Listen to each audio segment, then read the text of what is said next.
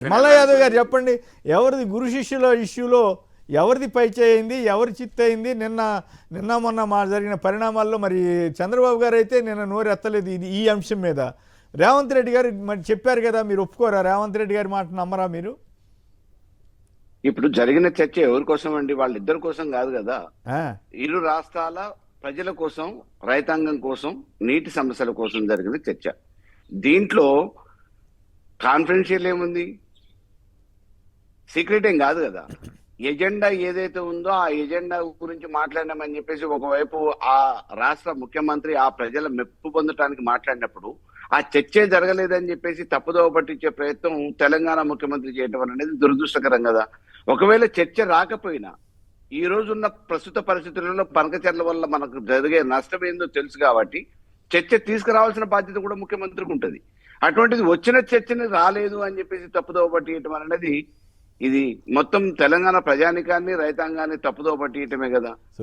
ఎవరి ప్రయోజనాల కోసం ఈ మాట మాట్లాడుతున్నారు? ఇందులో మామూలుగా వాళ్ళు చెప్పింది వీళ్ళు చెప్పింది పొంతం లేదు అని అంటే కేంద్రం మౌనం వహిస్తే ఇది ప్రజల కోసం పెట్టిన చర్చే తప్ప వేరే వాళ్ళిద్దరి ప్రయోజనాల కోసమో లేకపోతే వ్యాపార లావాదేవీల కోసం జరిగిన చర్చ కాదు. ఏదనేది ఈ రోజు మామూలుగా బహిరంగంగా వాళ్ళ ఎజెండా ఏంది అనేది కాన్ఫిడెన్షియల్ ఏం కాదు. పేపర్ పట్టుకొని మాట్లాడుతున్నారంటే డెఫినెట్ గా బయటకి సమావేశం అయిపోయిన తర్వాత ఏ అంశాల మీద చర్చ జరిగింది అనేది సహజంగా అధికారుల ద్వారా కానీ ప్రెస్ ద్వారా కానీ ప్రెస్ వాళ్ళు కూడా సమాచారం తీసుకుంటారు. కాబట్టి దానివల్ల జరిగిన ఎజెండా ఏదైతే ఉందో ఆ ఎజెండాలో ప్రధాన ఎజెండా, మొదటి ఎజెండా బనకచర్ల ఇష్యూ అని చెప్పేసి బహిరంగంగా చెప్పారు. బనకచర్ల ఇష్యూ జరిగితే ఒక రాజ్యాంగ పదవిలో ఉన్న ఆయన, ఈ ప్రజల కోసం మాట్లాడాల్సిన వ్యక్తి అసలు దాని గురించి చర్చే లేదు అని అంటే ఎట్లా? మీరు కొట్లాడి తీసుకురావాలి. ఈరోజు తెలంగాణకి నష్టం జరగకుండా చూడాల్సిన బాధ్యత మీరు మొదటి వ్యక్తిగా, కాపలాదారుగా, కస్టోడియన్ గా ఈ రాష్ట్ర రైతాంగ ప్రజల మనోభావాలు కాపాడాల్సిన వాళ్ళు, ప్రయోజనాలు కాపాడాల్సిన వాళ్ళు, చర్చ రాకపోయినా చర్చ పెట్టి సాధించాల్సిన వాళ్ళు, ఆడ చర్చ జరిగిన తర్వాత కూడా చర్చ జరగలేదని తప్పుదోవ పట్టియటం, పక్కదోవ పట్టియటం అనేది దురదృష్టం.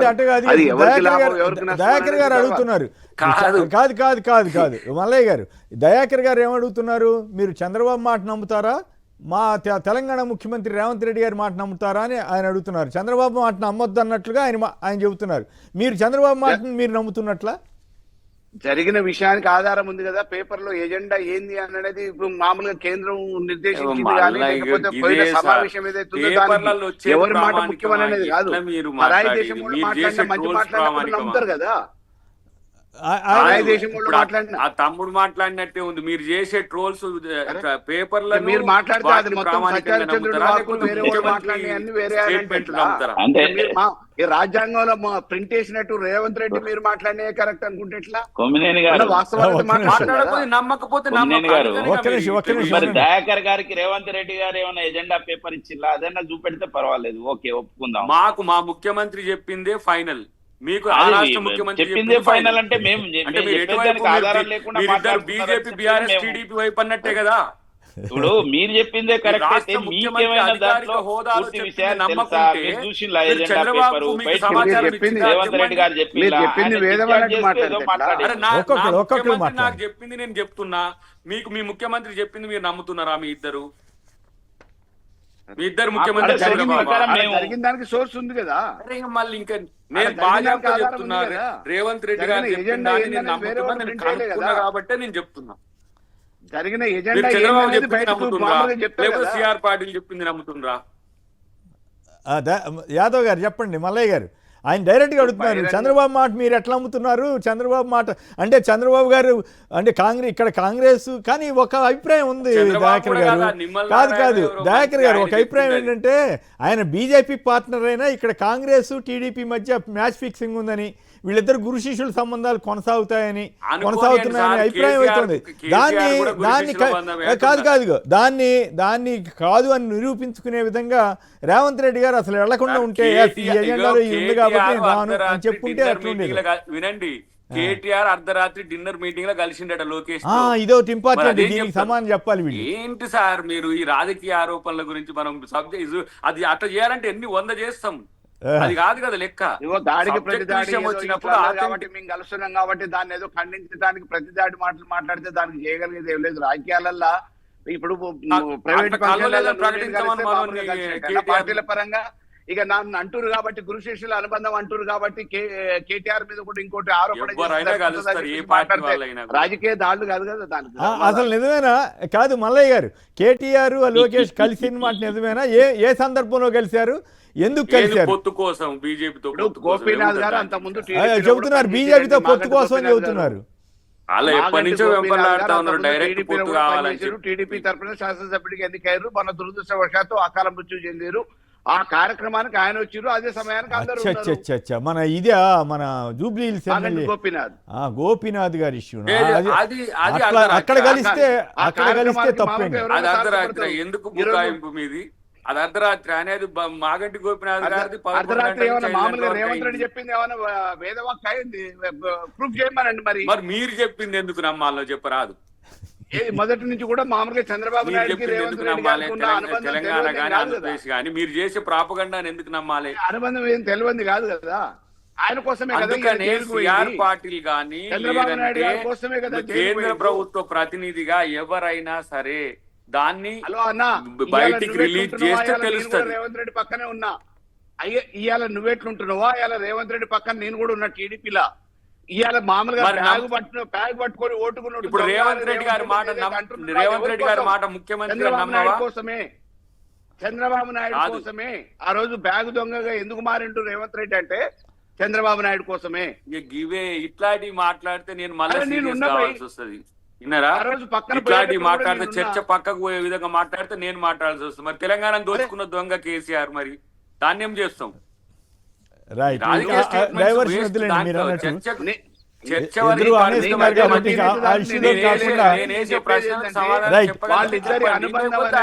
యావత్ దేశానికి ప్రజానికానికి తెలుసు అంటున్నా.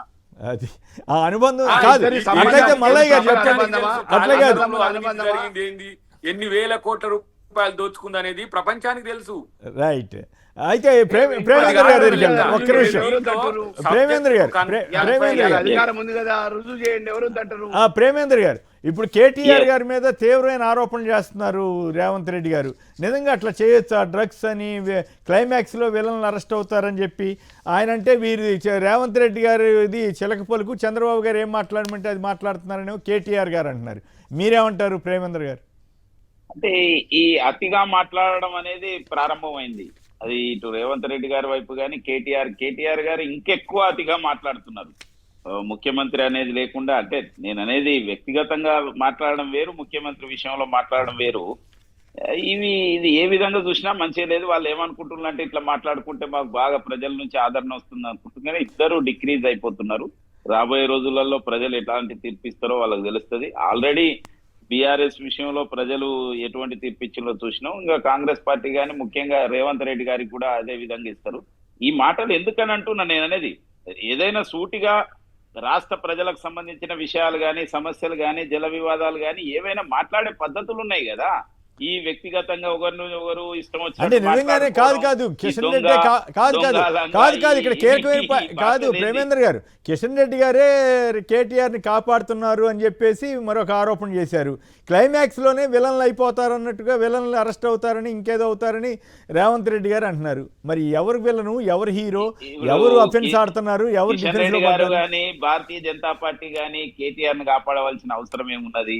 ఆయనే కేసీఆర్ గారు లేకపోతే మిగతా వాళ్ళు బీజేపీ పైన ఎటువంటి ఆరోపణలు, ఆయన కేటీఆర్ కూడా స్వయంగా ఎటువంటి ఆరోపణలు చేశాడు, దాని ఫలితమే మోడీ గారి విషయంలో ఎటువంటి మాటలు మాట్లాడారు, దాని ఫలితమే వాళ్ళు పార్లమెంటు ఎలక్షన్స్ లో 0 అయిండ్లు. అయినా కూడా ఇంకా వాళ్ళు మళ్ళీ వాళ్ళ గురించి మేము ఇప్పుడు ఆడ జరిగిన యొక్క కవిత గారి ఇష్యూ కానీ, మిగతా లిక్కర్ యొక్క కేసులో కానీ జరుగుతున్న యొక్క ఇవేమిటి, భారతీయ జనతా పార్టీ యొక్క ఆలోచన విధానం ఎట్లుంది? కాబట్టి రాజకీయంగా ఏదో ఒక దీన్ని పైచేయి సాధించడం కోసం రేవంత్ రెడ్డి గారు మాట్లాడుతున్నారు తప్పితే అటువంటి విషయాలు లేవు. అయితే వాళ్ళిద్దరికి వ్యక్తిగతమైన యొక్క విషయాలు ఉన్నాయి. ఏది కేసీఆర్ కు రేవంత్ రెడ్డి గారికి, లేకపోతే రేవంత్ రెడ్డి గారికి కేటీఆర్ గారికి, అటువంటి వాళ్ళు మాట్లాడుకుంటారు. అది అందరం చూస్తున్నాం. ప్రజలు ఎవరు కూడా దాన్ని మెచ్చుకుంటలేరు. ఈ మధ్యన దయాకర్ గారు కూడా అదే స్టైల్లో మాట్లాడితే బాగుంటుందని అనుకుంటే దానికి మేమేం దానికి ఎవరిష్టం వాళ్ళు మాట్లాడుకోవడం ఇష్టంలో Right. ఎవరు ఆపలేరు కూడా ఇంకొకరిని. అదేం ప్రజలు పరిధి నిర్ణయిస్తారు, దాటి అతను మాట్లాడే నిర్ణయిస్తారు. అవకాశం ఉండదు ప్రేమేందర్ రెడ్డి గారు. నా విషయంలో నేను పర్టికులర్ గా మీకు కూడా చెప్తున్నా, పరిధి నేనేం దాటి కాదంటలేదు, విశృంఖలంగా అది మీ మాట్లాడడం ఇష్టం, అని మీరు ఎట్లా మాట్లాడాలనేది మిమ్మల్ని నేనేం మాట్లాడడం కానీ ఆ నేనైతే నా భాష వ్యక్తిగతంగా అనేది అంశం ఇప్పుడు చెప్తున్నా. వాళ్ళు కానీ మాట్లాడితే బాగుంటది అనే ఒక భాష వీళ్ళ correct కాదని వీళ్ళ నా సోషల్ ఉద్దేశం. మీడియా వీళ్ళ సోషల్ మీడియా చేస్తున్న మార్ఫింగ్ వీడియోస్ చూస్తే నాకే నవ్వొస్తుంది. ఇంతకుముందు మిత్రుడు ఎవరు మాట్లాడినప్పుడు చూసినా కదా, ఆ ఏబిఎన్ లో ఇచ్చిన ఒక ఇంటర్వ్యూకి సంబంధించి మార్ఫింగ్ చేసేసి అసలు ఆ మాట పబ్లిక్ లైఫ్ లో కూడా మనం మాట్లాడలేము. ఎప్పుడు కూడా మీరు ఆ మాట వింటే ఎప్పుడు మీకు వీడియో పెడతా, ఆ స్థాయికి దిగజారుతున్నది వాళ్ళు. ఇలా కేటీఆర్ మాట్లాడుతున్నది కూడా మీరు చూస్తున్నారు కదా. ఇప్పుడు మాకు మొన్న అసెంబ్లీలో నేను ప్రెస్ మీట్ పెట్టినప్పుడు పెద్ద ఆయన చూసి, వాళ్ళు దిగజారితే మీరెందుకు దిగజారాలి, ఆ స్థాయికి దిగజారకండి అని చెప్పి ఒక పెద్ద ఆయన నన్ను మందలించిన మాట కూడా నేను చూసిన. అంటే పరుషం వేరు, అశ్లీలం వేరు, బూత్ వేరు. వీటికి తేడా తెలియకుండా రాజకీయాలు ఏం చేస్తలేము. ఫక్తు పొలిటికల్ లీడర్ కంటే ఉద్యమకారులుగా మాకు ఆ గౌరవం ఉన్నది కాబట్టి ఆ స్థితిని మెయింటైన్ చేస్తున్నాం. కానీ వీళ్ళు మాట్లాడి ఇప్పుడు కేసీఆర్ గారు, కేటీఆర్ గారు వీళ్ళు మాట్లాడితేనేమో రాజకీయం అయిపోతుంది. కాదుగా ఇప్పుడు కాదు రేవంత్ రెడ్డి గారు కేసీఆర్ కేటీఆర్ వీళ్ళందరినీ విలన్లుగా పోల్చి క్లైమాక్స్ లో అదైపోతారు ఇదైపోతారని అనటం కూడా మరి ఎందుకు తరచుగా ఈ మాటలు ఎందుకు చెప్పాలి? అందుకే కదా ఆయన రేవంత్ రెడ్డి గారిని చిలకపోలిక అంటున్నారు కేటీఆర్ గారు. నేను అంటున్నా సార్, మీకు రేపు ఫోన్ ట్యాపింగ్ కానీ ఇతరత్ర అంశాలు వచ్చిన తర్వాత ఆ విశృంఖలత్వం, ఆ విధ్వంసకరమైన మీరే చెప్తారు. అప్పుడు ఇంటర్నల్ గా మీరే ఫీల్ అవుతారు. ఇలాంటి దిగజారు రాజకీయాలు, ప్రభుత్వం మనకు అధికారం ప్రజలు ఇచ్చింది దేనికోసం సార్? వాళ్ళని వీలైతే సేవించాలి, చేత కాకపోతే పక్కకు. రైట్. కానీ ఇలాంటి ఒక అనార్కిక్, అసలు నాకు తెలిసి ఇట్లాంటివి కూడా వింటారు చేస్తారని ఎవడు కూడా ఊహించడు. రైట్. ఇలా ఎంతమంది అధికారులు ఇలా అరెస్ట్ అయిపోతున్నారు కాళేశ్వరం విషయంలో, మీకు కొంతమంది తెలుసు కూడా దాంట్లో. ఇప్పుడు వాళ్ళ వల్ల ఆ తప్పులు చేయించింది ఎవరు, తప్పులు చేయాల్సిన అవసరం వచ్చింది ఎందుకు? ఒక్కొక్క అధికారి ఇంట్లో 200, 300, 1000 కోట్ల వరకు ఉన్న పరిస్థితి కాళేశ్వరం అంటే అట్లా కాదు. ఇక్కడ మీరు ఈ కేసులు ఇవన్నీ చెప్తున్నారు, దాంట్లో ఆధారాలు ఉన్నాయా లేవా అనేది వేరే చర్చ. మరి ఇప్పుడు సోనియా గాంధీ, ఇప్పుడు నిన్న చూశాను రాబర్ట్ వద్రా గారి ఆస్తులు కూడా జప్తు చేశారంట. సోనియా గాంధీ గారిని, రాహుల్ గాంధీ గారిని విచారణకు హాజరు కావాలని ఆదేశాలు ఇచ్చారంట. మరి ఇవన్నీ మరి అక్కడికి వచ్చేసరికి మీరు కరెక్ట్ కాదని చెప్తుంటారు కదా. అట్లా పూర్తిగా విచారణ అవ్వకముందే ఒక నిర్ధారణకి రాకూడదేమో. 2 years back Sonia Gandhi, 2 years కాదు, కరోనా అయిపోగానే ఆమెను అరెస్ట్ చేసి తీసుకుపోయింది. ఆ రోజు మేము ఢిల్లీలో ఉన్నాం. ఆమె నన్ను ఇంకా వారం రోజులైనా ఇక్కడ పెట్టండి, మీకు నేను తప్పు చేసిందని తేలితే ఇక్కడి నుంచి ఇక్కడికే జైలుకు పంపించండి, కానీ దీన్ని రాజకీయం చేయొద్దని ఆమె రిక్వెస్ట్ చేసింది వాళ్ళను, ఈడీ అధికారులను. ఓకే, బ్రేక్ కూడా వ్యవహరించలే. రైట్. ఊరికే నేను మీకు రిఫర్ చేశాను తప్పితే నాకు దాని మీద చర్చ సార్, ఆరోపణలు వచ్చినప్పుడు ఎదుర్కోవాల్సిందే. రైట్.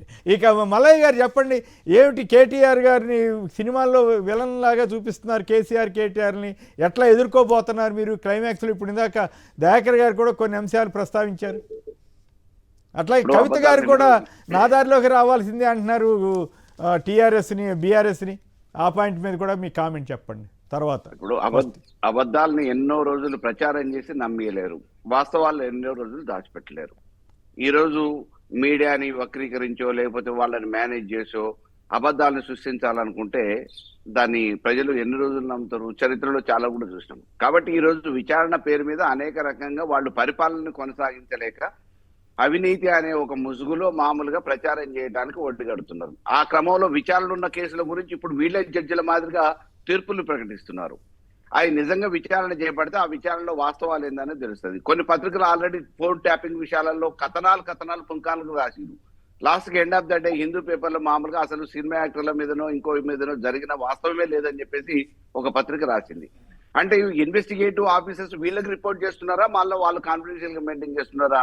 ఇటువంటి విచారణ విషయాలను కూడా ఈ రోజు రాజకీయాల కోసం వాడుకొని బహిర్గతంగా ఏదో డిఫేమ్ చేసే ప్రయత్నమే చేస్తున్నారు తప్ప మరామతులకి అసలు మామూలుగా పరికరాన్ని వ్యత్యాసమే తెలియకుండా. అరే నువ్వు ఆగే అన్న, నువ్వు చాలాసేపు మాట్లాడినావు, ఆగే ఓపిక. నువ్వు అధికార పార్టీలో ఉన్నావు, కాదు ఎవ్రీథింగ్ ఎవిడెన్షియల్ వస్తుంది అంటున్నాయి. ఇప్పుడు మాట్లాడి వచ్చినప్పుడు దానికి ఎవరైనా బాధ్యులే. ఎవిడెన్స్ తోనే వచ్చినప్పుడు ఎవరైనా దానికి తప్పకుండా మామూలుగా బాధ్యత వహించాల్సిందే. కాబట్టి ఈ రోజు ఒక పిల్లర్ కూలిపోతే అటువంటి దేశంలో ఎన్నో జరిగిన తర్వాత అసలు కూలేశ్వరం అని చెప్పి పేరు పెట్టి ప్రచారం చేస్తున్నారు. రైతులకు నీళ్లు ఇవ్వకుండా ఇబ్బంది పెట్టే ప్రయత్నం చేస్తున్నారు. ఉన్నదాన్ని అన్ని వేల కోట్ల ఖర్చు పెట్టి కట్టిన దాన్ని ఎట్లా రిపేర్ చేసుకొని దాన్ని వినియోగంలో తీసుకురావాల్సిన బాధ్యత ఉన్న ప్రభుత్వం ఈ రోజు కేవలం ఒక ప్రభుత్వం మీద, గత ప్రభుత్వం మీద నెపం నెట్టడానికి, తప్పు అని చెప్పి చూపించడానికి రైతుల్ని బలి చేసే ప్రయత్నం చేస్తున్నారు.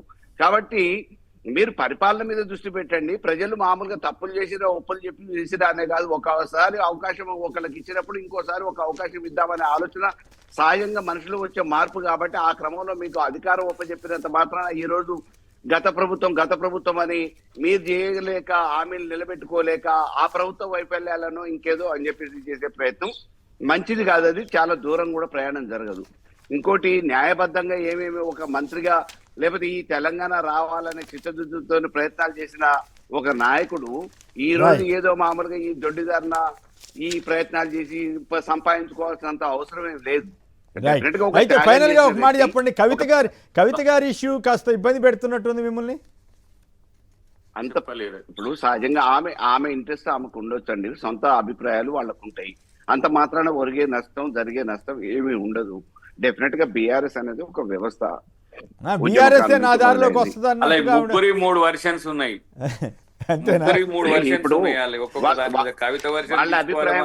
కవిత గారు ఉండొచ్చు, కానీ కవిత గారి అభిప్రాయంతో ఇటువంటి చాలా మంది రాజకీయాలలో అన్ని పార్టీలలో జరుగుతున్న తంతే బయట వాళ్ళు చేస్తున్నారు. ఇక్కడ మామూలుగా కుటుంబ సభ్యురాలు కాబట్టి కుటుంబ సభ్యురాలు అని చెప్పేసి మాట్లాడుతున్నాం. బట్ పెద్ద వచ్చే నష్టం అయితే ఏమి ఉండదు. రైట్, ఓకే అండి. ప్రేమేందర్ రెడ్డి గారు, అద్దంకి దయాకర్ గారు, మల్లయ్య యాదవ్ గారు, శేఖర్ రెడ్డి గారు, అందరికీ కూడా ధన్యవాదాలు. ఇది నేటి చర్చా కార్యక్రమం. నమస్కారం.